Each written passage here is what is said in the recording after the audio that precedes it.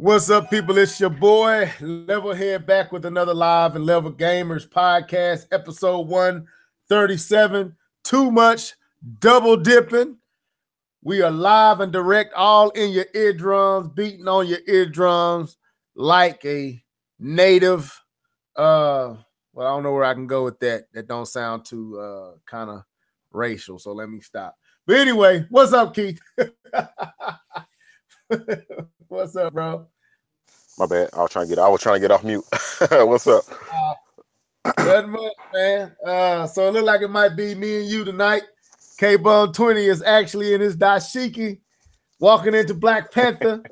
He did that about 30 minutes ago, depending on what coast you're on. If you Central Time, he just did it 30 minutes ago. If you Eastern Time, he did it, I guess, what, an hour and 30 ago? How they're an hour before us, right? East Coast. Yeah, it's an hour. So hopefully I get to hit him up sometime in this podcast and see what he think, depending on how long the movie is. I told him I was going to harass him through the whole movie, but knowing him, he turned his phone off. I would. But anyway, yeah. So hopefully he jump in. I'm not for sure, but I send an invite to him as well. But if not, it'll be me and you tonight. And we gotta touch on some stuff I talked about Sunday, man. That I was like, dude, I need to keep here, man. K-Bum won't get nobody no lifeline. I was listening, but I was in daddy mode, so I was like, I got the answer. Like when you was like, who was the guy who does Smash Bros? I was like Sakura, and I was like, just answer him, but I can. But it's all good, bro. I couldn't think. I was needing so many lifelines. I was calling everybody. Hey, bro. So, but the comment section, they helped me down that day, man. They was my other Nintendo mind for that day. But anyway, we in your internets, we on your eardrums, we up in this piece, so we got a lot to talk about. But have you got your tickets yet? You said you're going to see it twice, right? Yeah. So this is what's going on, folks. For everybody who want to be a part of my life. Now, I'm just playing. Saturday, my school, they actually rented out because I work at a HBC, trying to become an HBCU. Okay. So they actually rented out a theater to one of the bigger theaters here. So I'm going as a chaperone since I'm not a student, and so I'll be seeing it Saturday at 10 a.m. and then I'll take the family Sunday and watch it again. But like I was telling you in the chat, since I would already have seen it, if the kids start acting up and he started crying or whatever, I wouldn't mind stepping out because I already seen the movie. So it's a win-win. So yeah, we going to see it Saturday. I'm gonna have to take my whole village with me. But at work today, I was talking to I work at a college too, and I was talking to one of the sorority girls, and they renting out a whole theater Sunday. And I guess it'll be for their, I think it's Deltas, one of the Deltas, and they was like, we renting out a whole theater. So like, whoa, that's what's up. So I don't think she was inviting us. I didn't get that feel, but she did let me know that they was renting out a theater. So, but yeah, we're gonna see it. Hopefully, we're gonna catch a matinee Saturday early. So I'll be there with my wife, my babies, my daughter, my son, and probably my mom and my aunt. We'll probably all be there to check it out because we've been waiting for this for a while. So yeah, I'm looking forward. I haven't got my dashiki. K-Bum got a dashiki, bro. I almost had my mom make me one. I might call her tomorrow and see if she can put one together, or if she got some she made in the past hanging up somewhere. Hey, I might have to rock a dashiki too, man. Hey, just wear all black like most people. No, man, I want to go all out. I don't want to do all black. I want to do a dashiki with a turban. I want to do the whole thing, man. I might go up in there with flip-flops on with a dashiki and a turban on, bro. They might turn me back. They like, I don't know about you, bro. But anyway, I'm looking forward to it. But outside of that, man, what's been good with you? Well, I'm trying to get certified in network and security, so hopefully the school can help pay for that. I don't know. I was sitting there and I was like, man, I don't want to just sit here and just work. I want to progress, So I was talking to my boss, and he was like, hey, Keith, you got some other stuff you got to take care of first. We can talk about that later. Because it's some stuff. But anyways, yeah, just life, man, life. And I just want to say what up to all the people in the chat. I see y'all down there. Yeah. Man, it's crazy that you said what you just said earlier, man. Me and my wife was just talking, man, and about career and direction and the hardships of certain dynamics depending on how how the culture is of the area you in can kind of determine how far you can advance. You know what I'm saying? Right. You speaking my language. So we was talking about that. She was kind of venting and letting out some of the frustrations and things she be dealing with where she at. And even I deal with some of it where I'm at, but she deal with it a little bit more than me. And it's like, man, it's just crazy. So I feel you on that, man. Trying to come up, trying to improve, your situation financially, or your whatever. It's just sometimes it's a crazy deal, but that's good that you got people above you that's willing to, first of all, open up that door and give you the training you need to get there. Right. That's what's up. Bless. So, but anyway, man, as far as me, bro, dude, I don't know. I'm just waiting for this movie. That's basically it. I'm just waiting for Black Panther. This has been a week of waiting till Friday, and it's paid weekend too.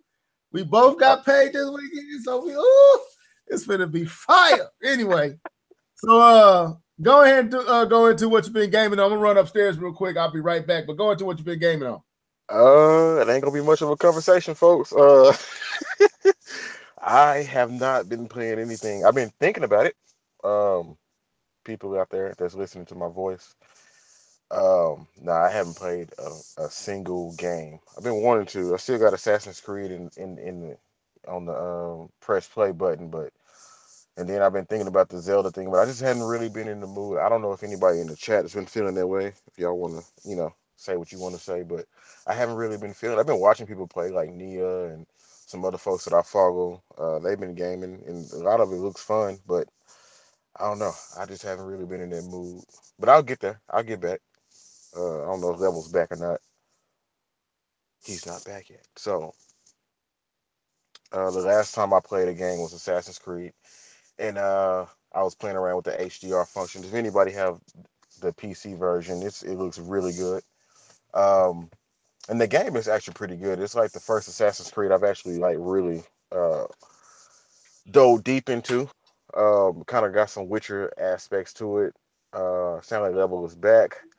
But I was just telling the people I haven't been playing anything. I don't know. Like I was listening to you. Yeah. I was listening to you talk about Assassin's Creed. So you do like it? Yeah, I still like it. I still put it in one of my top games. It has the all the things that I look for in like an open world game. It has some very type effects, but like I said, I hadn't really been in the mood to play. But I know I'm going to finish that game. I'm going to get back into it. But historically, I never really liked Assassin's Creed, so it's a shock that I even got this one. Yeah, I like it. I think where I messed up is I went to an area that I wasn't powerful enough, and I kind of got lost. And I'm trying to figure out how to get back to where I need to get to where I can continue to progress through the game. So I would say that I'm lost right now, and I maybe off air you might be able to give me some hints on how to find the location I need to go to, so that I ain't up here getting waxed. So I'm dealing with dudes with. It's looking like if you ever played the Division, you know how you run into some cats that got like so much armor on that your bullets ain't doing nothing. They just sponging your bullets. Hey. Well, these cats, I have did everything to kill them. I stealthed, jumped off ledges and stabbed them in the neck. They just throwing me off like I was a rag doll, man. It ain't nothing I can do with these dudes. So it made me kind of put it down, and I kind of stepped back a little bit, but I've been kind of itching to get back on that. I did finish downloading that Fortnite. My son been bugging me about that. I ain't jumped on that. The same place you have, man. I just haven't been motivated to play much the last week or so. I tried to play Splatoon. I was getting into it, and then I lost signal, and it dropped me, and I turned it right back off. That was yesterday. Like, dude, I was, it seems like they have. I don't know the last time you played Splatoon, but to me, bro, they done sped it up. Like if you're in the comment section, and if you had Splatoon since it first released to now, tell me if I'm tripping because I haven't played it in a while. Have they sped up the game? It feels as fast as the original now to me. It's real fast unless I just haven't been playing, and I don't know. It just feels like it's way faster than it was. So I tried that yesterday. But for the most part, man, I've been on these oldies, Art of War, Double Dragon 4, and the Double Dragon, the archive, or the original arcade version. That's been about it, man. I haven't really played anything. I tried to play Doom, got thrashed in that, put it down. See, these type of games works on your twitch and your speed, or your ability to, to adjust. Mm-hmm. And man, I'm just rusty. I once you get out of it and step away from it too long, you got to reteach yourself how to play the game. And that's kind of where I'm at with Doom. It's like I ain't where I was when I got to this stage. My skills ain't there no more. Yeah, that's how I feel when I was getting thrashed. I got back on Assassin's Creed and I was fighting somebody and I forgot how to parry. And I was like, and I remember how to block, but I was like, I can't remember how to parry. And I was just getting beat up, and I was like, I gotta remember. So I hate when I come back to a game and it's like I was good before, and I feel you on that. Right? Yeah. Who's this? It says K Genius. Is that how you say it? K Genius 947. Am I excited for Street Fighter's 30th anniversary? Interesting that you say that. This can lead us into our first topic. So, yes, I am. Let me answer that. Let me say yes. And the reason that I am is because of Third Strike. I want Third Strike. I'm a Third Strike fanatic. That's the best Street Fighters ever released in the Street Fighters franchise. No Street Fighters game has ever came close to the Street Fighter 3 and Third Strike. So for those two games, I'm buying it. But the crazy thing is, I was supposed to go and trade in Ultra Street Fighters 2 for the Switch and Bayonetta 2 to get Bayonetta for the Switch. So that brings us to our first topic. I'm glad you did that, K Genius. Thank you, because you opened us up for dialogue on our first topic. Keith, do you think that those of us who bought the Wii U, are having to double dip too much? No. We don't have to buy the games at all. I honestly don't think it's for us. It's there for, if you want it. And the incentive is you can take the game on the go now. But we don't actually have to buy it. I don't have my Wii U anymore, but if I had it, I would still have these games. Most of these games that's coming out on the Switch. I probably would even bought Zelda for the Switch. Probably would have let my son tear that up. But no, we don't have to buy these games at all. But like I said, the incentive is being able to take it on the go and play it anywhere. That's the charm of the Switch. And I think a lot of us will double dip just because. But you also got to consider that there's a lot more people that didn't have the Wii U at first, and it's for them. And I think that's why a lot of the times you don't see a huge price drop, because Nintendo wants that full price. Like, hey, we put this game out. You wanted the game, but you didn't buy it because you didn't like the Wii U. So we still gonna get our money from you. Because there's a lot of people that got the Switch, and the Switch is still selling right now. You know what I mean? Mm-hmm. So yeah, we don't have to answer your Yeah, first. you're right. The same gamer, I would recommend you play the Street Fighter 3. If you like 1, 2, and 4, then you really have missed out on the best, and that's 3. Preferably Third Strike, but any other 3s will demolish 4, 2, and 1. Honest to God. If you ain't ever played Street Fighter 3, you have missed out on probably one of the best fighting games, 2D fighting games of all time, in my opinion. It's one of the best. I don't think Capcom, if they were smart, they would just remaster that one, give us updated graphics, and just give us Street Fighter 3 or Third Strike. To me, that'd be a wise move for Capcom, but we know Capcom is stupid. So anyway, yeah, I'm with you, Keith. I'm with you. And I see active saying, he said no one's forced you to buy the game a second time. You're right, active. I agree. I no knock. I agree. I was just thinking, like, should it be, you answered, I guess. You answered it, Keith. Should it be $60? Yep. And I feel you. You right, should be. But playing devil's advocate, I guess so. I want to say yes. I understand why $60 because so many people that own a Switch now did not own a Wii U, so it's basically a new game for them. If you didn't buy a Switch, if you didn't buy a Wii U, this is a new game for you. Just like with Tropical Freeze and any other game, you know.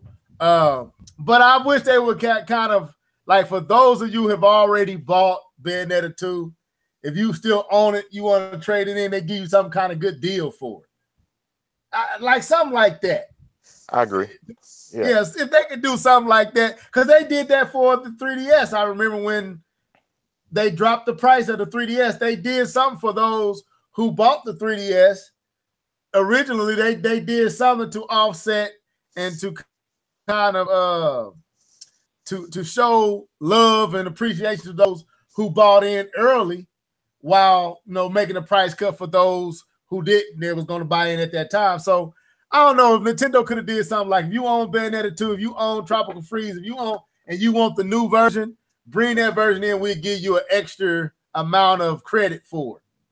Like, okay, and then make it to where it get it to like a $39.99. To me, that'd be dope. But I got a little mom and pop store that I'm going to trade it in. I'm going to get right at Street Fighters. I'm getting $20 for it, and I'm getting $14 for Bayonetta, and so that's going to be like $34 towards that 60. So I'm good. I'm getting it for what, but I got to give up 2 games. I don't mind giving up Bayonetta because I'm getting Bayonetta back, but the only reason I'm giving up Street Fighter because I really should have never bought it anyway.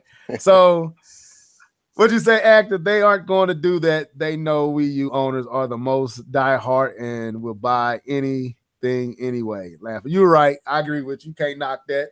Active Sin. If y'all don't know, make sure y'all follow Active Sin. What's y'all podcast, Active Sin? What is the name of that podcast? Team Red Talks podcast. Team Red Talk. Right. Make sure y'all follow them too, man. They be having some good stuff over there as well. Thank you for being in the comment section, bro. But so it ain't too much double dipping. But what do you feel like we could ever get to a point to where they asking us to double dip a little too much with the Switch? No, not with the. Well, it depends. It depends. Like if they're releasing games that's on the Switch and re-releasing them, which I don't think they would do that. But I think anything that's like Legacy, Wii U, Legacy like Wii, GameCube, anything like that, if the price is right, I think they could bring all of that over. Honestly, I would, anyways. But there are some games, and I don't think you said it. But they need to bring that Star Fox over, and drop the gimmicks and bring that Star Fox over, and I think that game will sell. That would make sense because of if you're changing the controls, because the controls didn't work. Like that would make sense to me. Star Fox being remade with better graphics, better control. I'm not gonna say the controls didn't work. I'm just gonna say people didn't adapt to the controls. Nah, bro. You played it? I did. No? Yeah. You did? I didn't play it. Oh, then you need to hush. Hush it up, Keith. No, those controls were broken. Like it was literally one stage. And if you're in the comment section, let me know if you feel the same way. There were literal stages where the game kind of played itself. You just was there until you beat the boss. The game was so broken you couldn't do what it wanted you to do.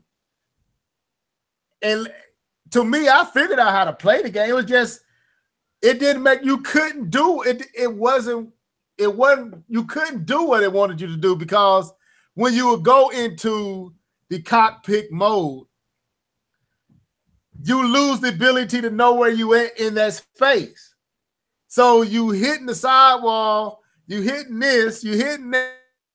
In order to fly around, right, you had to look at the TV. So it was like you couldn't have your eyes on both the pad, the gamepad, and the TV to do what Nintendo wanted you to do with them controls.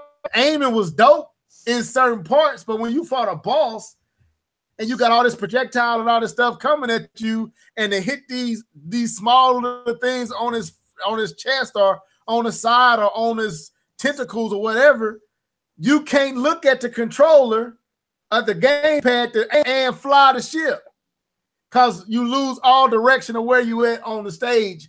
It was broken, bro. It was a broken game. It was broke.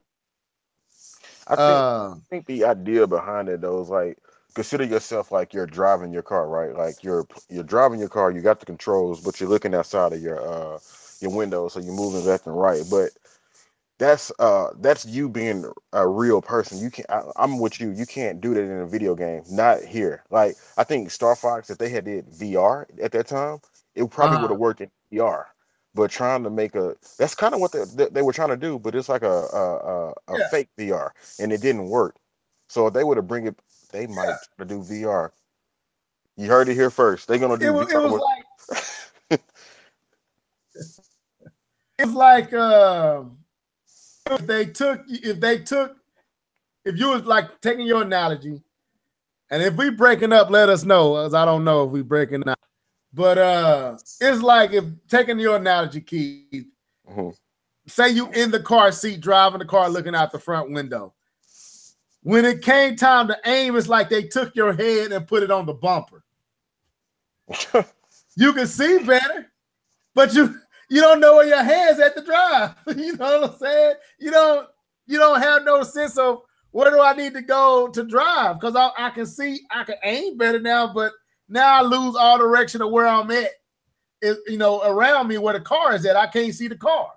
So it was just bad, man. And Nintendo forced that mess onto that game.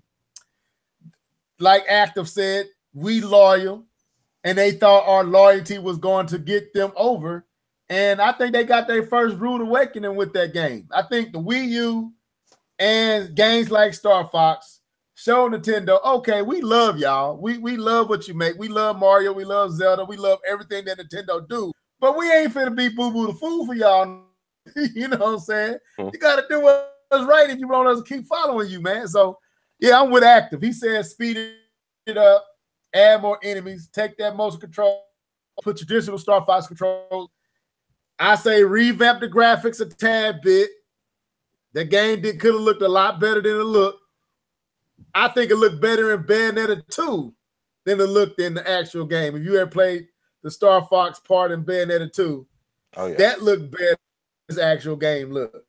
So do a few of them things, cosmetics on there, a few of them changes. I'm with you. It'll be dope. It'll be dope as they did that. Like, I'll buy it day one. I promise you. So I would too, because I want to do this. I felt like if I wouldn't have got what I got for that game, I would have been angry. But I got right at $40 for it when I traded it in. I still have the second disc, whatever that was, where you, I don't know, trying to keep all this stuff off the base, out of the camp or whatever. I can't remember what that game was. It's over there on the Wii. I didn't even get rid of my Wii. I was gonna give it to my daughter, but I don't even know if I really want to. I don't know what I'm gonna do with the Wii U. It's like a to answer your question, what game it was? Star Fox Slippy something like that. Yeah, I can't think of what it was called, but it's over there. I never played it. That's the crazy thing, and that's why I'm going to buy Bayonetta 2 again. Is because I never played the original one. I didn't never pop in the original Bayonetta, and it's like I can go back. I can turn on my Wii U and play it there, or I can get the better version on the Switch and play it there and have it there when I know I'll play it more than I would if it was on a Wii U. So anyway, so yeah, I'm gonna trade it in to get it on the Wii U. But anyway, let's continue to go on, man. So I want to get your thoughts. And I don't know who in the comment section saw this, but there is a PlayStation VR game coming out called Now. And it is basically Punch-Out VR. And I sent it to Keith, I sent it to K-Bum, I sent it to D2K and Jedi Knight in our Google Hangout, but mainly me and you talked about it. And the thought came to me, this is a direct rip of Punch-Out. It ain't no ifs, ands, or buts about. Let me throw it over to you. Do you feel like it was basically Punch-Out with a different name? Not necessarily. I mean, from the graphics, it looked like it could have been, but Punch-Out has a very unique way of playing a boxing game. It's not like what's those games? Fight Night, Ready to Rumble, Right. all those type of games. It's nothing like anybody remember Ready to Rumble, by the way. A game was cold. But anyways, it's nothing like that. So I don't know. Depending on how the controls are, I would say it's more like Wii Sports Boxing. They saying you breaking up in the chat too. Okay. But all yeah, right, cool. I thought it was. But I would say it's more like Wii Sports Boxing, in my opinion. It looked cool, but I know where you're going with this, so I'm gonna say what I want to say. So, did you still there? Okay. Yeah, I'm here. I'm here. Okay, but yeah, I don't know if anybody looked it up. Well, do you know the name of the game? Is Knockout League. Okay. But yeah, if anybody interested, you can pull it up, look at Knockout League, PlayStation VR. I really think it's like a rip of Wii Sports Boxing, more so than it is Punch Out. But yeah, I want you to go ahead and ask the question that you want to ask. No, I was saying, like, when I was watching it, was it actually like Punch Out? Not where Punch Out got to on the Wii, but if you go back to Punch Out on the NES, yes, it's just that in 3D. I mean, in VR. The way the boxer swung at you, the super wide hits, that the way that they countered the hits, like seeing them open spots, like if you was fighting Glass Joe, is that his name, Glass Joe? And when he would go to punch you, you automatically hit him in his mouth and go low. It was doing that. And it was like, but it was VR. And I'm like, man, this ain't nothing but Punch Out for VR. And as I watched it, I got to thinking about what when we got to talking about it, it's like, I said, how you feel? Nintendo ain't going to use their IPs.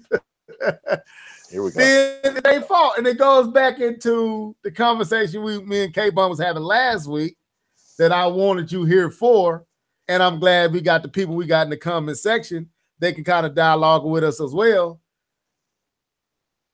Is it fair game if Nintendo is not going to use? Now they use Punch Out, but it's far in between when we get the game and whatnot. But if they're not going to use these IPs, these great IPs that they have, and let's say some indie company or some third-party company makes a variation of it and put their own little touch to it, so they can't say it's the exact same game. Let's look at Smash Bros. as compared to All Stars.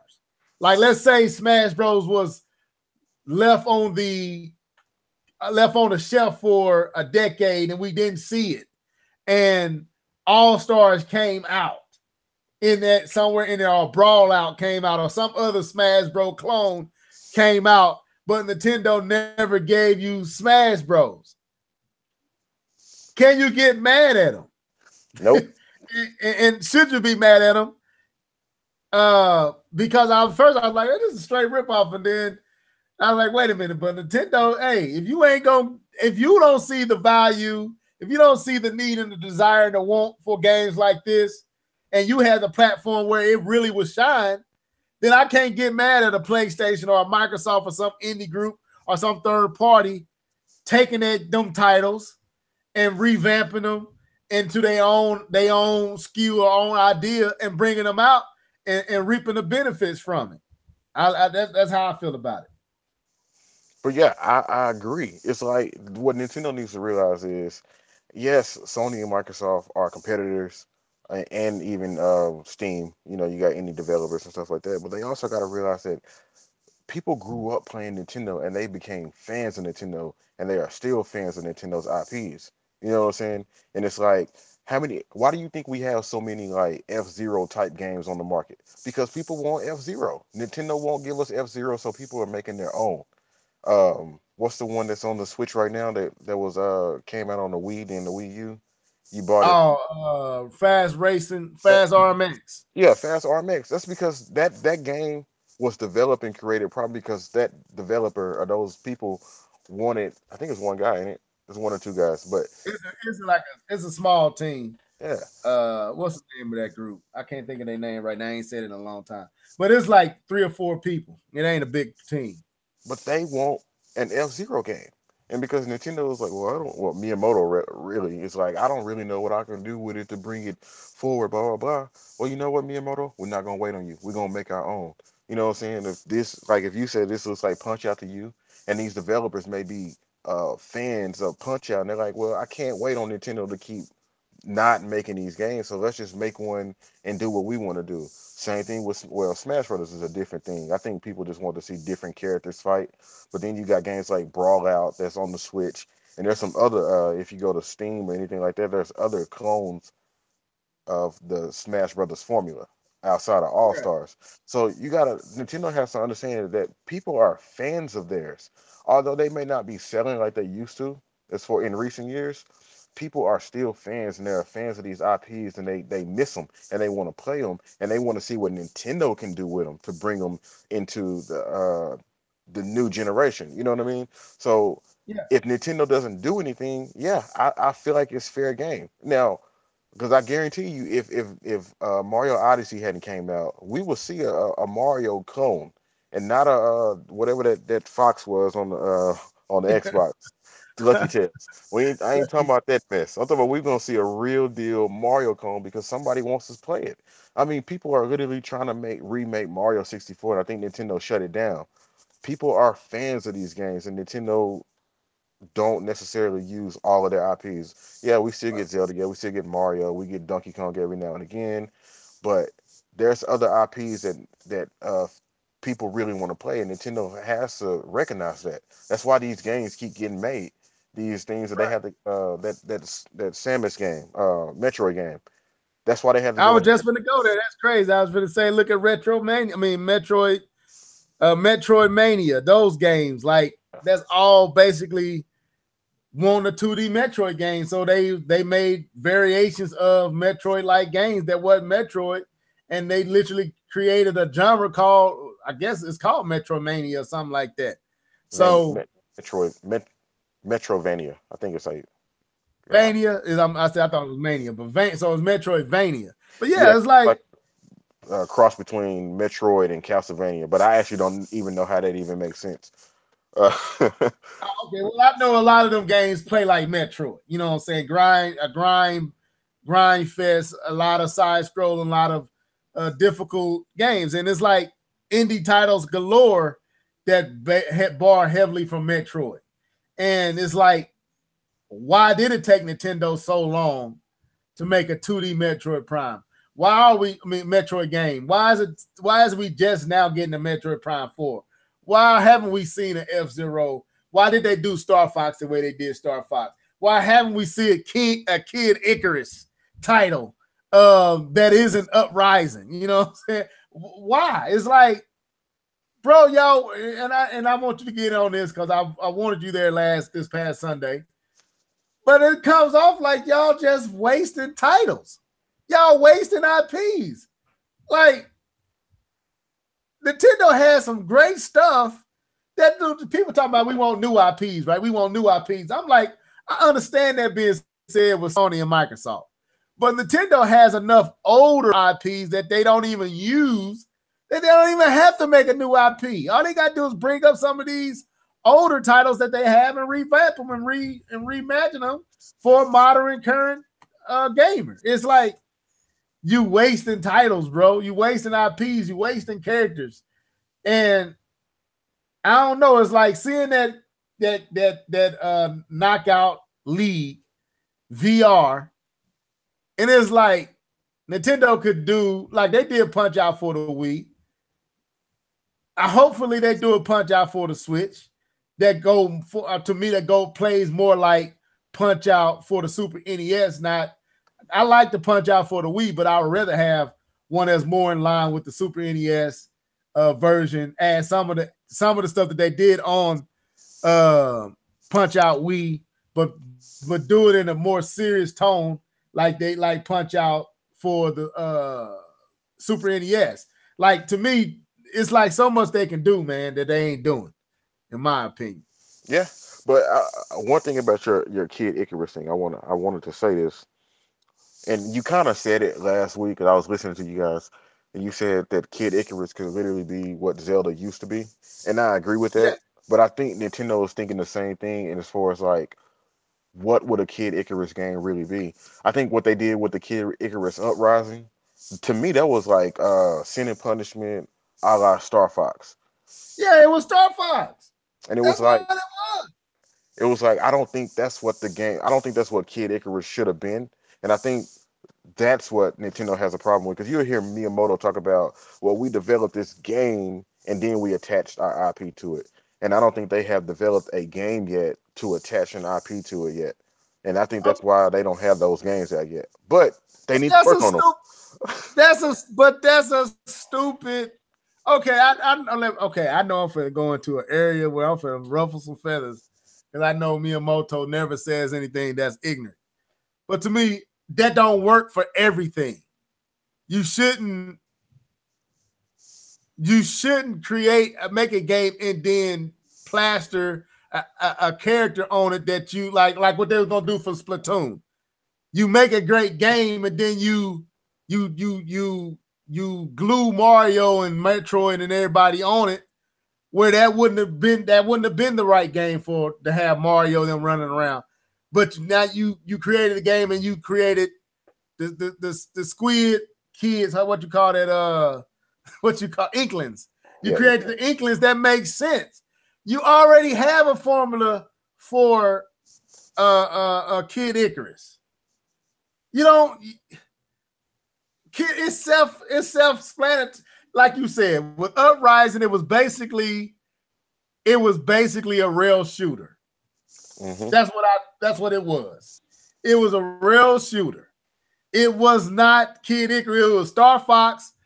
With instead of you having a ship, you had a kid with wings shooting instead of having a ship that with Star Fox Air Wing or whatever you call it. So to me, Nintendo sometimes overthink things.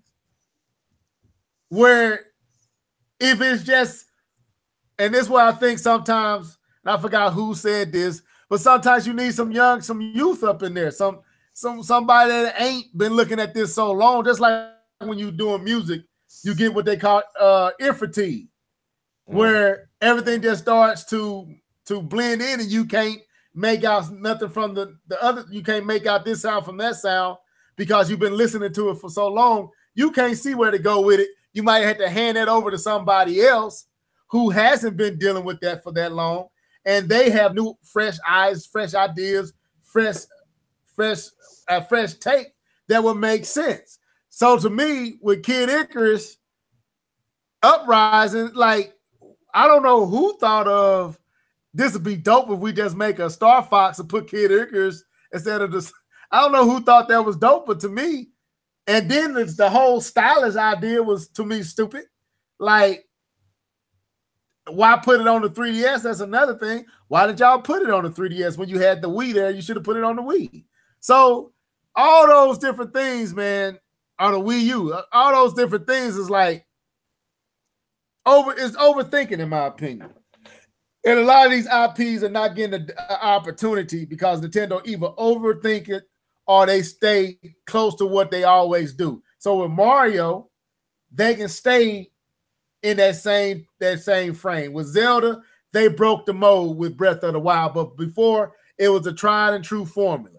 But then they broke the mold with Zelda. But I don't think, I'm gonna be honest, I don't think Miyamoto would have broke the mold like that. It took an Aonuma to break that mold. It took a mind like him to say, hey, we need to take this in a whole nother direction. And when he finally proved himself to where he had more power and more say, and he could say, no, Miyamoto. I remember that one interview where he said, sometimes Miyamoto will come in and change stuff and he'll change it back.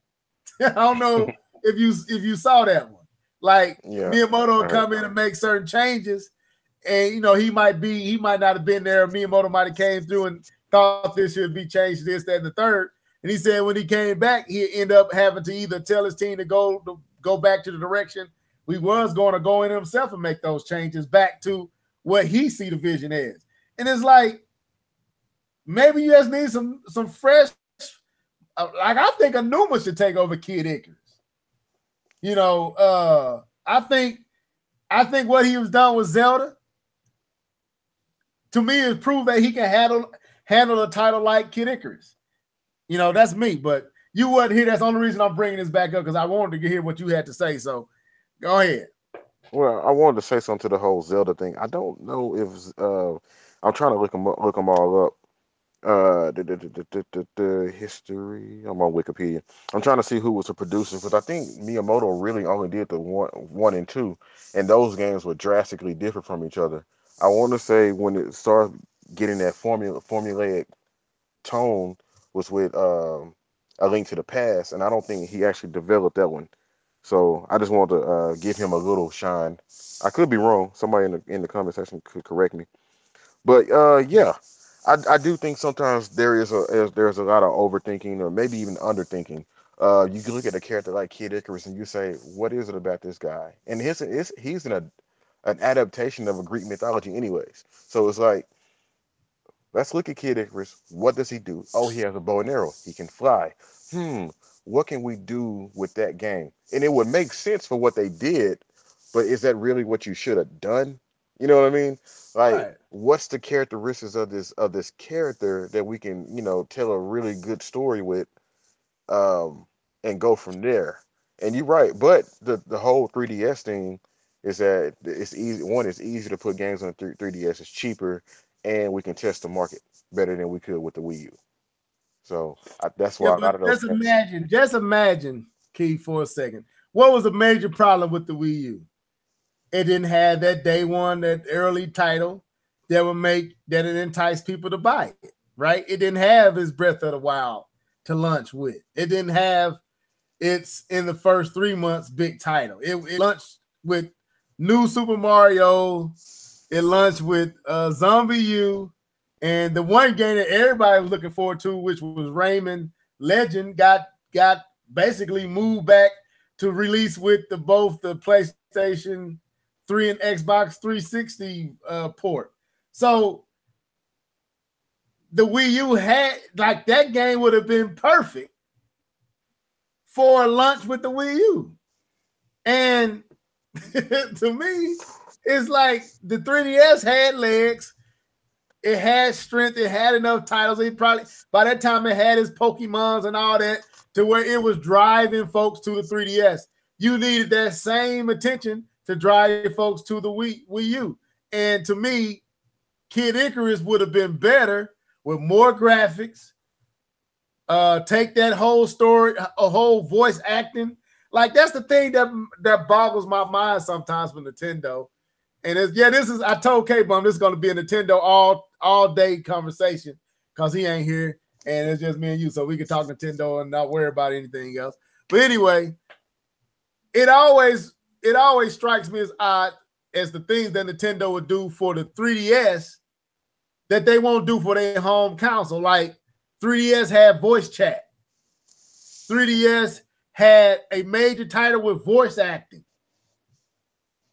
But you won't do that for your home console, HD home console that's going to be on the big screen that takes advantage of surround sound and all that.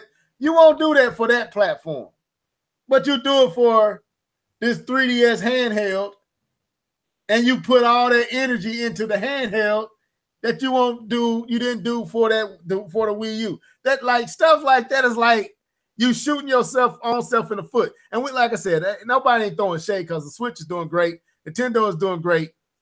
it's just, to me, like when I see stuff like Knockout League and I see stuff like some of this other stuff we seeing, and they borrowing heavily from Nintendo IPs, like all these F-Zero like clones out here, but you don't get F-Zero. It's like, come on, Nintendo. If nobody wants it, like you said, Keith, if it's not a want, you wouldn't see it over here and everywhere. They want your title, but you don't give it to them, so they had to buy the lesser. They had to buy the knockoff. I would love to buy the real Jordans, but you don't carry the Jordans, so I got to go over here and buy these knockoffs because I want the Jordan feel. I want the Jordan look. It's like, come on, man. You can get that money for yourself. That's how I feel about it, man. Yeah, or they can like, I think it was Platinum. They was begging like, "Hey, we want to." I can't remember the guy's name. I was finna say Kojima, but that's Metal Gear. But these dudes were literally saying, "Hey, we want to make a Star Fox game. We want to make a Star Fox game," and Nintendo didn't let them do it. Like, why not? Star Fox ain't really been that successful. You know what I mean? You may as well. Right. I mean, you sticking Star Fox on a game that could have been incredible. Dinosaur Planet, for all those who don't know, the younger crowd out there. There was a game called Dinosaur Planet being developed by Rareware, and I think that game would have been amazing. And Miyamoto came in and said, "I think that looks like Fox McCloud. I think you should make this a Star Fox game." Why? you, And people, and Keith, people get touchy. People get touchy when you start talking about this stuff. It ain't like, but it needs to be talked about. Like I'm reading in the comment section, I'm looking at Heart and Soul, and he makes a good point. He said, let me get back to it. He said Miyamoto wanted more things to climb in the Breath of the Wild demos. And he also said he brought up more Space Harry or Sin and Punishment. And the thing about what he said is, and what going back to what you said with Kid Icarus, you said Kid Icarus was basically Sin and Punishment. So why not just make that Sin and Punishment? Right. Why tack Kid Icarus onto a basic Sin and Punishment game when people have been asking for a Sin and Punishment game? Why not just make a Sin and Punishment game and do something else with Kid Icarus? It's like, y'all, this type of stuff that they do sometimes, man, just it boggles the mind to me, man. And that's why I'm so shocked. And I think that's why most of us are shocked at how successful they've been with the Switch. It seems like they got their act together. So this is revisionist history. This is talking about what we would like and don't want to see them repeat, because they've been doing everything right with the Switch. They've been hitting all the balls that's thrown at them. They've been knocking them out the park. I just want to see them continue to knock it out the park. And to me, you hit heavy with Mario Odyssey. You hit heavy with Breath of the Wild. I believe you're going to hit heavy with where you're finna go with Metroid Prime 4 and its development. But there are other titles that Nintendo can bring that will really make the Switch be the envy of gaming. Like, it really could. Like, if you bring the F-Zeros, the Star Fox, and bring it right, bring Kid Icarus back and do it right. All these other titles you got, the Sin and Punishments, the Star Tropics, all the stuff that you have, and why haven't we got a modern RPG of Mother 3 or whatever that is? I have no idea. Why do we got this stuff came on the Switch though? Huh? I said that would be amazing if all of this stuff came on the Switch. Like everything that we've always been saying, Nintendo, why don't we have this? Why don't we have this? What if Nintendo's gearing up to give us everything that we said we wanted on the Switch? Because they've already blew that load. We had Zelda the first year, Mario the first year. They gave us Mario Kart the first year. We got Splatoon the first year. We had a new IP in ARMS. Nintendo's blew that load. That's what they would have gave us right there. Would have been the span of like 3 years. So whatever they got coming next, I hope it is everything that we've ever asked for is coming next. Right. I mean, it's to me like, dude, if Nintendo, like Nintendo has the most fans They just everywhere right now. They everywhere. They coming back to Nintendo because of the Switch. You starting to see a lot of those fans gravitate back to the Switch. But a lot of them fans are on the Xbox. A lot of them fans are still Nintendo fans, but they buy Sony systems. And if Nintendo start giving them the stuff that made them fall in love with Nintendo, the Super NES again, which I think the Switch kind of reminds me of, is the Super NES. Like the amount of indie titles that's on the Switch. When I go to the eShop, it's like walking into Fun Flicks back in the day, the little home game rental store, or like a Blockbuster back in the day of the Super NES era. Like that's how the eShop looked to me now. It's like games galore, just anything you want to play, whereas you couldn't say that before. So they got that together. Hopefully the online stuff is right. Hopefully all that's worked out. All the kinks with that is going to be worked out when they finally give it to us. But it's like, dude, it's titles that you have that will literally bring the masses back to your platform, even in a greater way. Like, dude, how many Pokemons have they made for the 3DS and the DS and all that? How many Pokemons have we seen? A lot. Star and Moon and Blue and Black and Silver and Gold and Red and Blue. Red and Blue, poop and pee. I don't know what else they can go with it. It's like how many number one or number two? Which it's so many Pokemon games.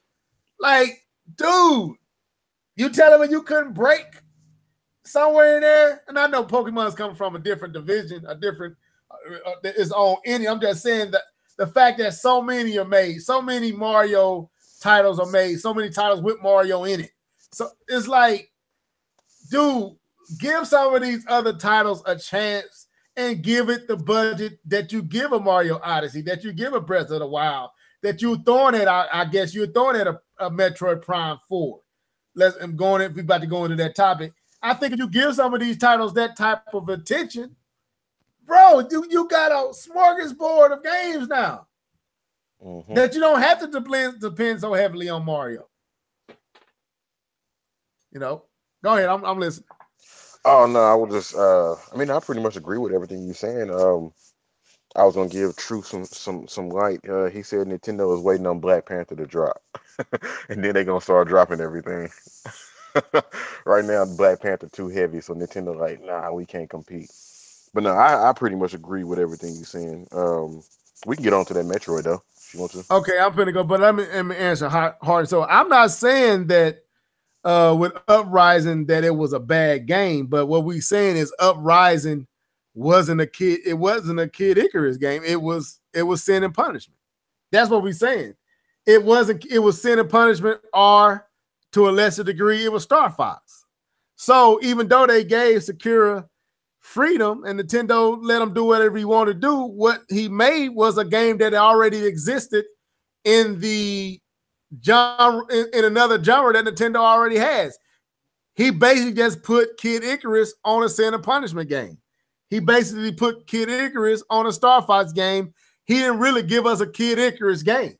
That's what we're saying. Like, it's like taking Mario Kart and just trading out the cars and putting F-Zero cars in it and saying this is the new F-Zero. Wait a minute. This is not what F-Zero is. I know that Mario Kart 8 does F-Zero things, but it's not F-Zero. You see what I'm saying? So just because you put Captain Falcon and the whole crew and you change the skin to fit F-Zero, that don't mean it's an F-Zero game. And that's what we're saying with Kid Icarus.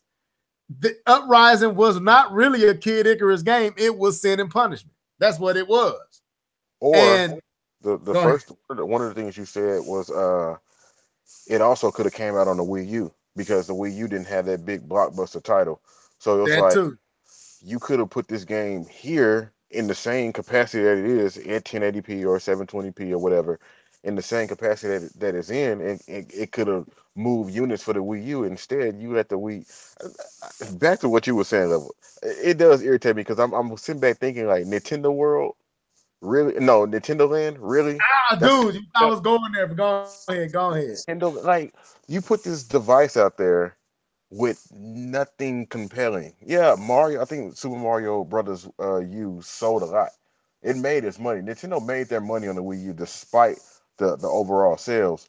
But it's like you put this stuff out there with nothing compelling, and you're putting it up against at the time the PS3 and the 360, who were still getting games, maybe some of the best games of their whole life cycle Right, during those times. You know what I'm saying? And right. then and then you crossing right over to the PlayStation 4 and the Xbox One. Now I don't really care if Nintendo competes, but you're not putting anything out there that says buy the Wii U over these.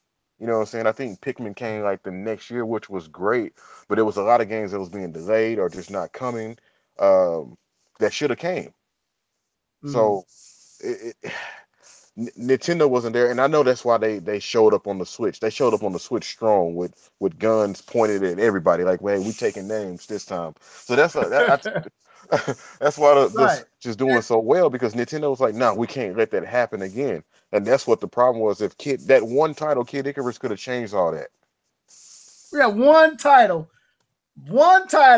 could have changed all the fortune with the Wii U. One title.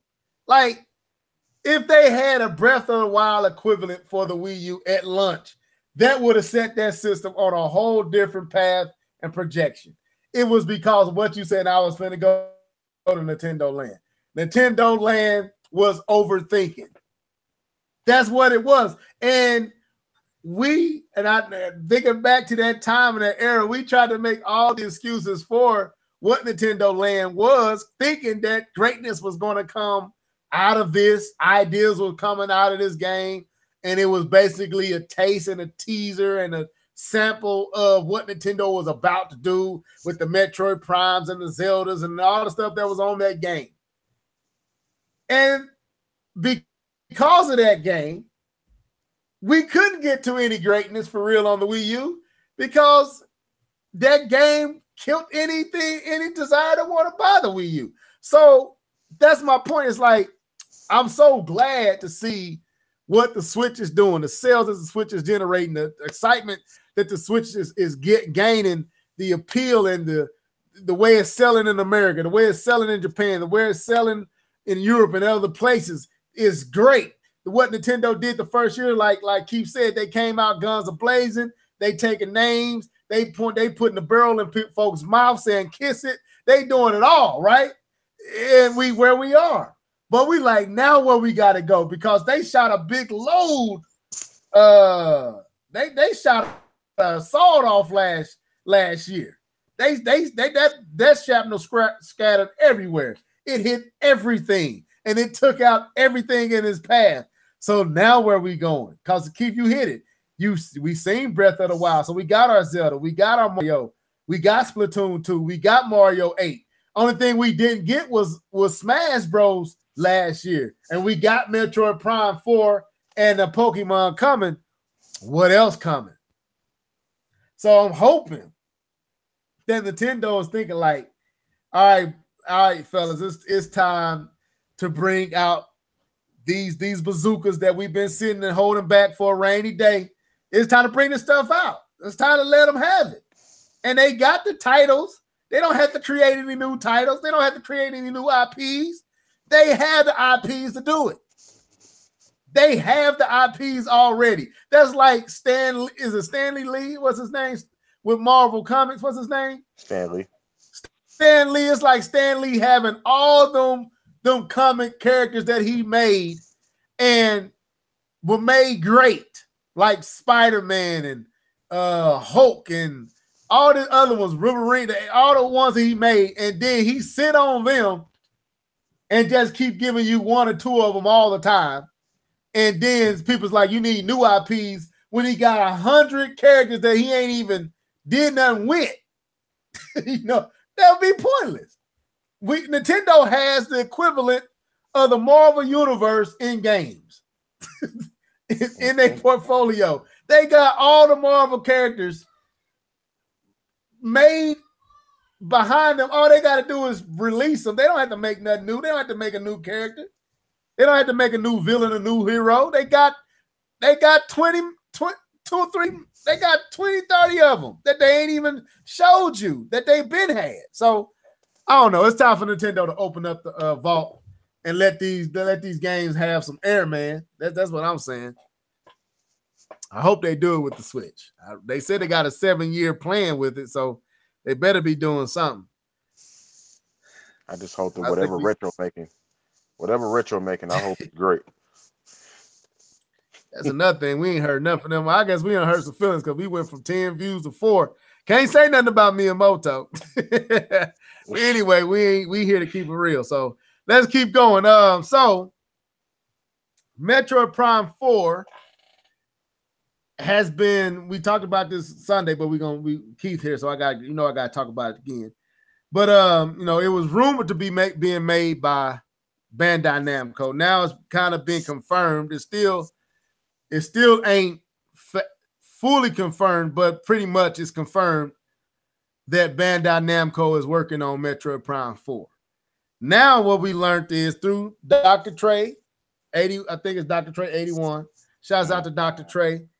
He revealed something else through LinkedIn today that I thought was interesting, where now they are moving the development of Metroid Prime 4 production from the Singapore studio to the main studio in Tokyo, Japan. Now, he was the dude that had this on LinkedIn is a multiplayer. He works on the multiplayer most games that he work on. He did with the multiplayer aspect. So he was trying to link the fact that the person who was working on this game or who had put this stuff up primarily deals with the multiplayer online aspect of a game. So he was saying Metroid Prime 4 will have online. I want to table that for a second. Looking at who worked at Singapore studio, we talked about this a little bit last week with K-Bum. It's the same group. A lot of the people that worked on Star Wars 1313 was picked up when they shut that down and Disney bought out Lucas Arts. Is that what it was? Lucas Arts? I think that's what it was. When they bought them out, a lot of those developers, a lot of those that talent found its way and got bought up and picked up by Singapore, by Namco Singapore studio. Well, now they're taking this game from that place and bringing that talent, all those people, to the main studio. So my question is the development of Metroid Prime 4 starting to be taken very serious by Namco in conjunction with Nintendo? Throwing it to you. Based on those moves. I would assume so. I believe that Bandai Namco realizes that they have something spectacular on their hands. One, or the IP that itself is just something that they should just take more care with. But I think the development, and I'm just assuming here, I think the development is going so well that they're like, we need to step it up a little bit more. It's like, man, we don't want to mess this up, so let's bring it to the main team or whatever, or we just need more eyes on this. But yeah, I do think it's getting a lot more serious. I think it's getting a lot more serious. I think they've crafted something that I think everybody's gonna like, and that's just me being optimistic and hopeful. And as far as like I don't know if you want to talk about the online portion, but I don't know. I just don't see it. I don't know how it'll work. I don't want a bunch of Samuses running around shooting each other. I think that's silly. But they might do it like they did on the DS version. That's possible. That's possible. Playing with the different hunters and stuff like that. Yeah. Or even some of the protagonists and antagonists in the game. Some of the, kind of like what Gears of War do with Dom and what's his name? The main dude. Doggone it. Marcus. Marcus Phoenix. Yeah, Marcus Phoenix. Him, and then you got some of the dudes be some of the what they gorge or what are they called? they be those. So they could do it like that, though, But yeah, go ahead though. I ain't mean to interrupt. Oh no, I mean I really didn't have too much because I don't know anything about because I remember I was looking up trying to see what have they done, and you showed me a few games that they done first person games. I didn't really know what they had done as far as like first person, but I just think that things have gotten a lot more serious, or Nintendo's trying to push up the date because Nintendo never tells us the date of the games when they're supposed to be released, but Nintendo could be like, hey, we need to push this date up so we can get this out maybe this year. You know what I'm saying? And that's probably why things have been shifted. Like, we got to get this game out this year. It's imperative that we get this game out this year because we ain't got nothing else. You know what I'm saying? So that's probably why why things have moved over because they need more bodies, they need more hands, they need more not developers but programmers. They need more, just everything. I definitely don't want them to rush this out. I think they have enough to where Metroid Prime can be either a mid to early to mid game for next year. But I mean, I would love for it to come out this year, but I want it to come out at its best. I don't want it to be rushed. But looking at the who's that's making it, like when I go back and I look back to what Star Wars 1313 was and how it impacted that E3 and how I felt. And I dude, that would probably been the first Star Wars game I played since the one on the 64. Not on the GameCube. Rogue Squadron. Rogue Squadron. That would have probably been the first Star Wars game I played since then. And I loved everything Star Wars 1313 was showing itself to be at that time, bro. Like, to me, that was everybody was talking about Watch Dogs. Forget Watch Dogs. I didn't care about Watch Dogs once I saw Star Wars 1313. So to know that this is the team that's working on Metroid Prime, this is the group, the talent that was worked on that game. When I found that out, that eased because when I said Bandai Namco and Metroid Prime 4, depression hit me, bro. Like, Nintendo, what y'all doing? That's why I went looking for those FPS that they made. And when I watched the game, I was like, these are horrible. These ain't no good. Like, Nintendo, what made you go with Bandai Namco? And then they said Singapore and the talent from Star Wars 13. I was like, oh, okay. All right, Nintendo, my bad. I shouldn't have questioned you. I shouldn't have questioned your logic. Because if they do anything close to what they were doing with Star Wars 1313, if a lot of the assets and the ideas and the direction that they was going with Star Wars 1313 find its way into some kind of way becoming what Metroid Prime is, bro, that's gonna be dope. That's gonna be a dope game. But that's where I have my fear because it's still, is it Kanabe? I can't remember the guy's name, but he's still the director. So it's still like, even though you have these guys, and I don't want to, deflate your hype, but you have these talented developers, right? These dudes who were making, and I agree that Star Wars 1313 looked amazing. If you want to put something else in that game, put Kid Icarus in that game and let that be a Kid Icarus game. But I ain't gonna say that.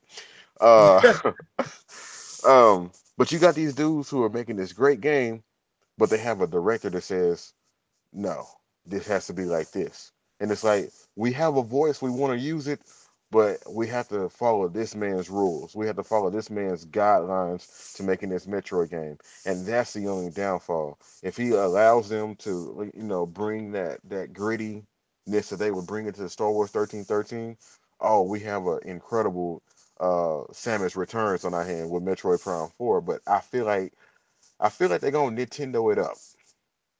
I hope not. The Metroid is gonna be good, but I feel like they're not gonna let them just go all out.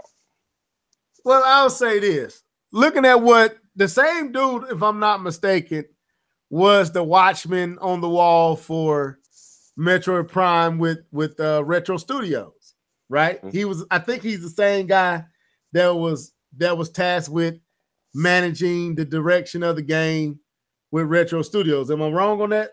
Yeah, I think it's the same guy. So I don't think we on that end. I don't think we have too much to worry about because I look at what they did with Metroid Prime 4. A lot of that was way out of the box for what we would typically see from Nintendo. So, I mean, dude, like the atmosphere. Like I remember the one stage with the dude when you walk in, the dude is standing in front of the corridor and he dead, and then his body kind of fade away. Remember that? Like, and then when the corridor opened, dead bodies floating out. Like, Nintendo did some very un-Nintendo-like stuff. It wasn't colorful. It was kind of moody. It was kind of dark and sinister, and especially the original Metroid Prime, but even 3, like, it had a lot of darkness to it, a lot of dead, heavy, dense, kind of isolated feel to it. And so I trust that this guy will let them do what needs to be done to make Metroid what it needs to be. I don't have no concerns there because of what we know Metroid Prime to be already. So I feel like I can rest back on if they could just make what Metroid Prime has always been, just with better graphics, I'm fine with that. But if you can let these guys add what they were doing, because that's really all you need is to add that graphical touch that the other Metroids never really had a chance at because of the limited hardware. We know that the Switch is not the PlayStation 4 and Xbox One, but it's definitely more capable than the Wii. You know what I'm saying? And I look at what they did with the Wii and Metroid Prime 3, Corruption, still is a beautiful game to this day.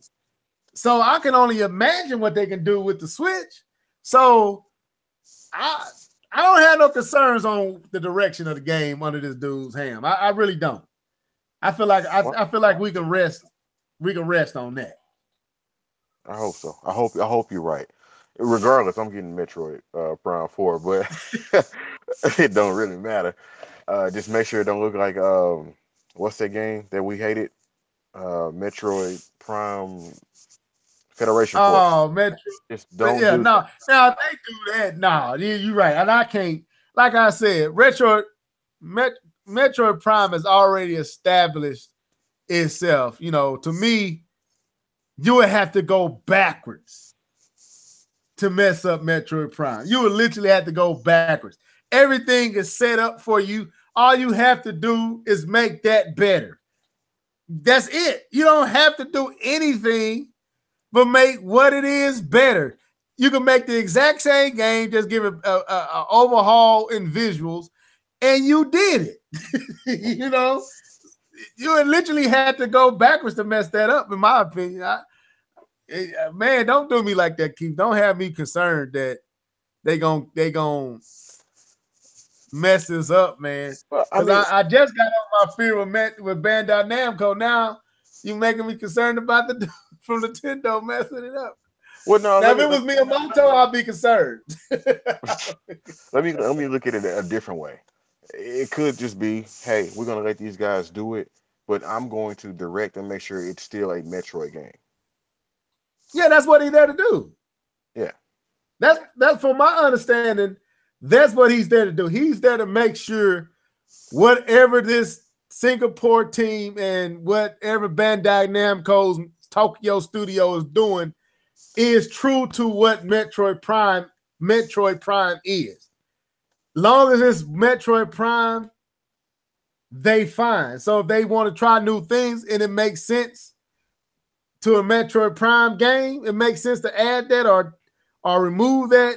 I think that's what he's there to do. I don't think he's there to tell you, no, I don't like that suit and I don't like this gun and I don't like, well, maybe that is what he's there for, but like telling them how to make the game, I think he's just there to make sure, like you said, that the game resembles what Metroid Prime is, they IP, to protect their IP.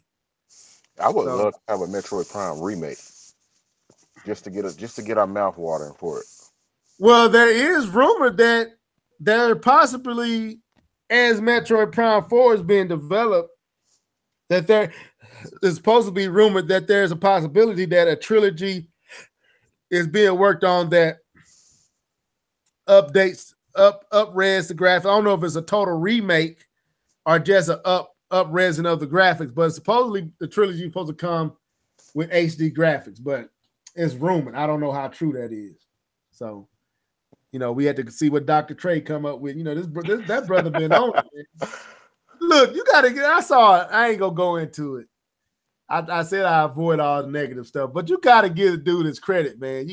And I saw somebody kind of trying to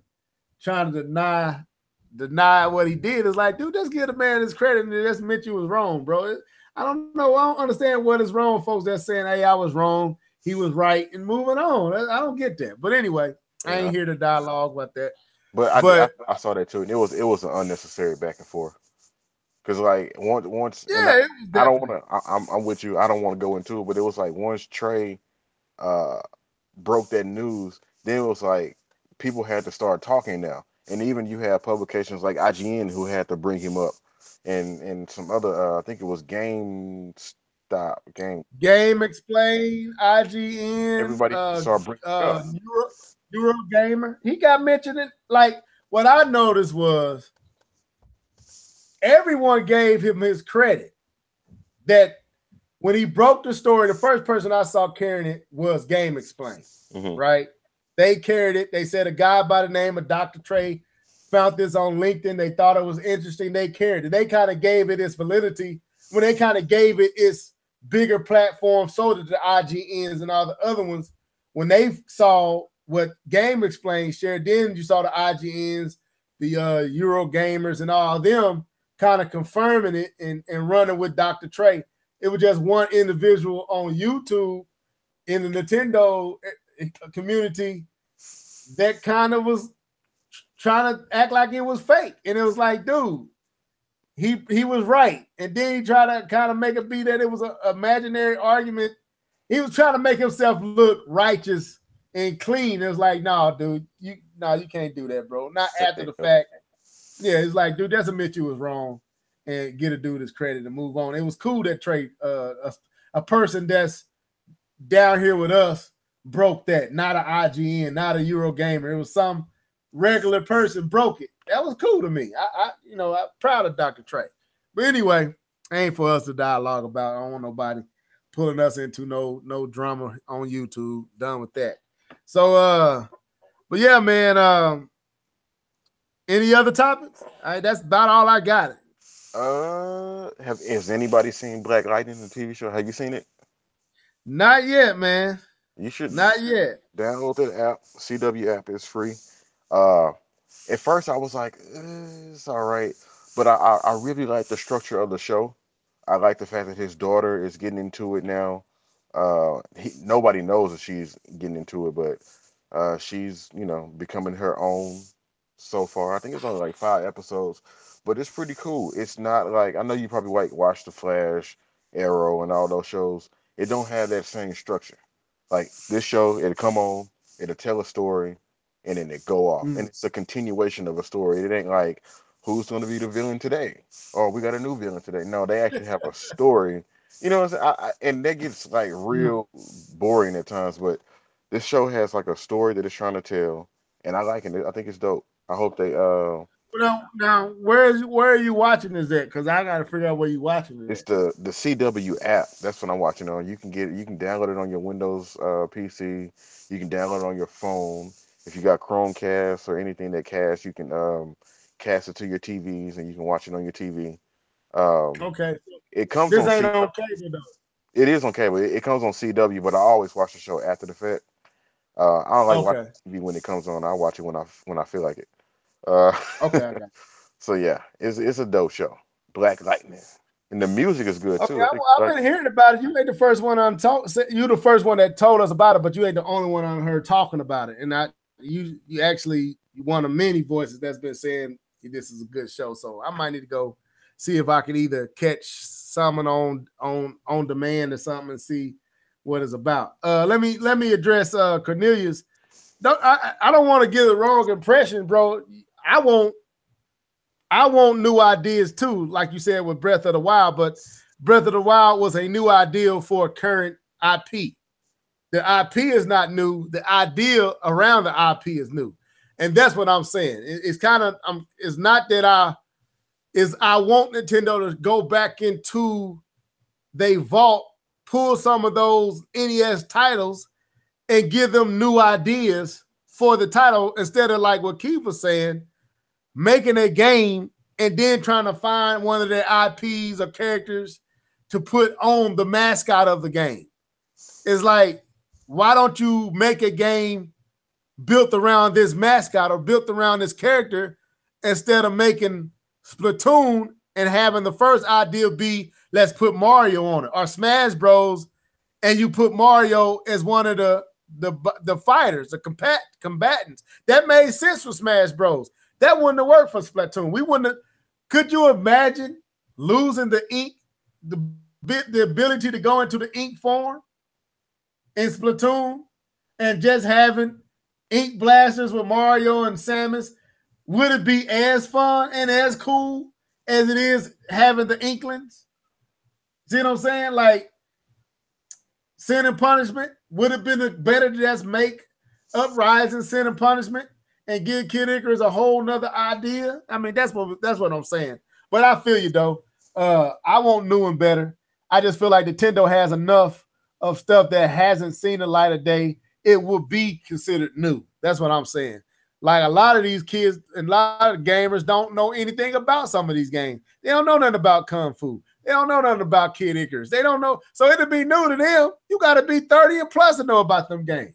If you ain't 35 or older, you don't know nothing about Kung Fu on the NES, and unless you are a true retro gamer, you will have no clue about that stuff.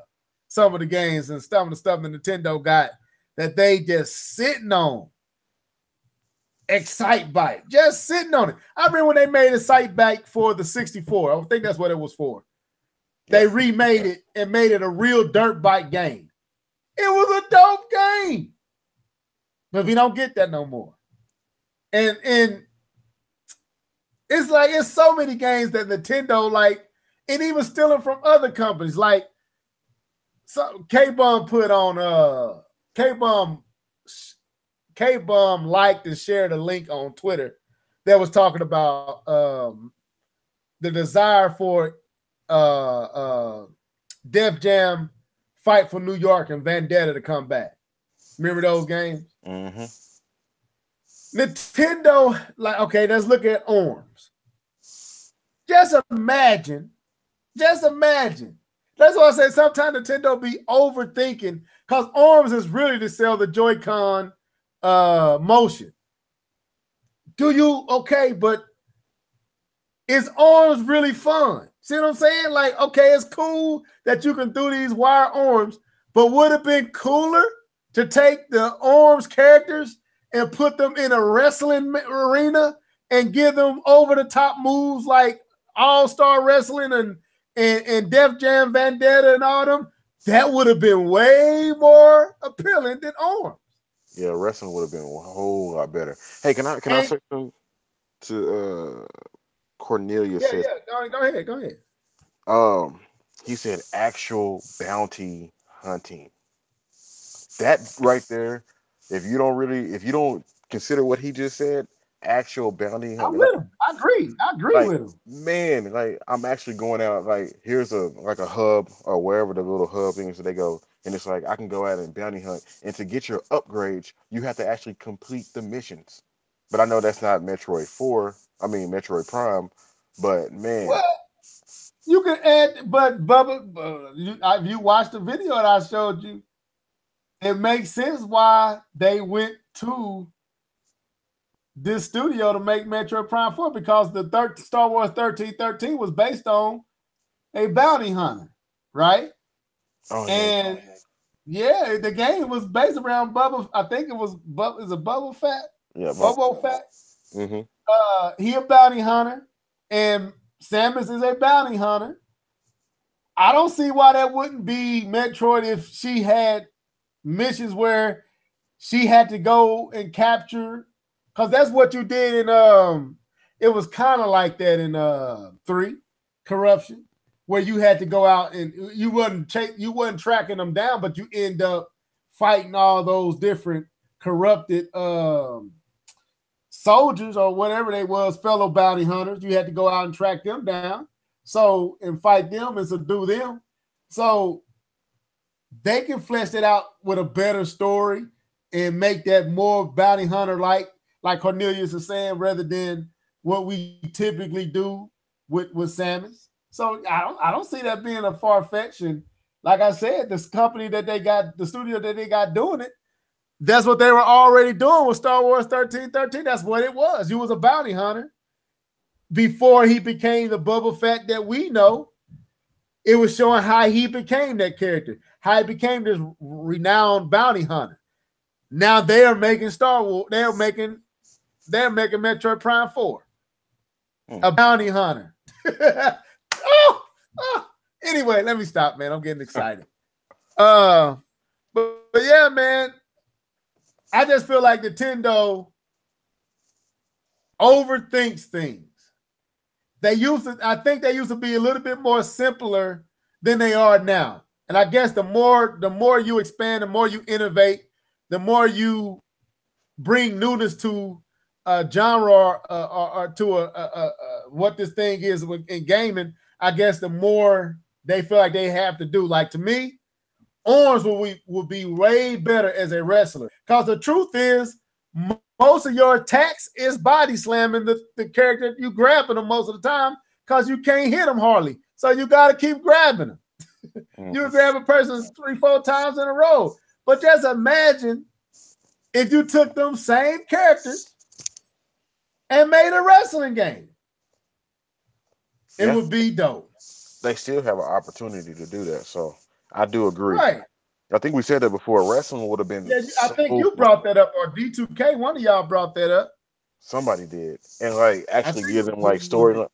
Can you imagine them coming out with storylines? Yeah, blah blah blah. You know, saying whatever they say. I think that'd be dope. Dude, look at the last boss in Arms. Maximilian. Is it Maximilian? I have no idea. It's Maximus. It's Maximus or Maximilian, something like that. He made of a championship belt, bro.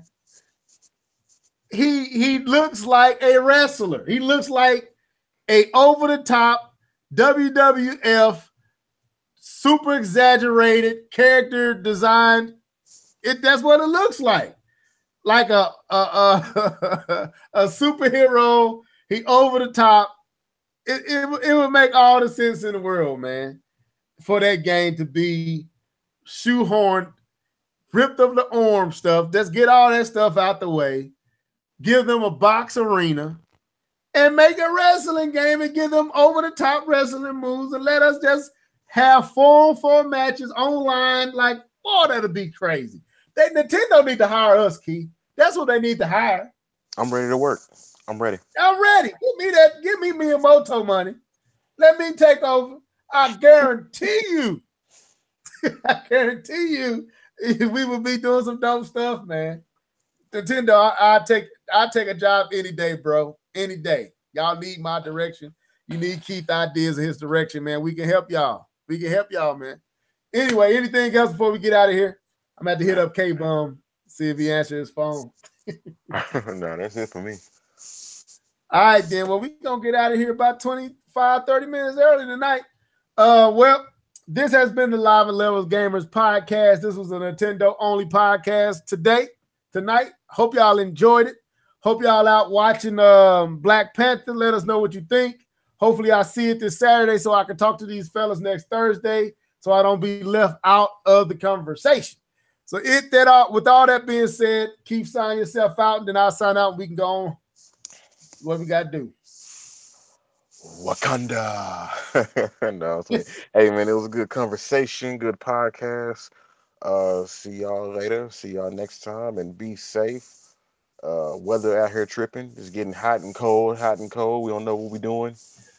But yeah, y'all be safe, man.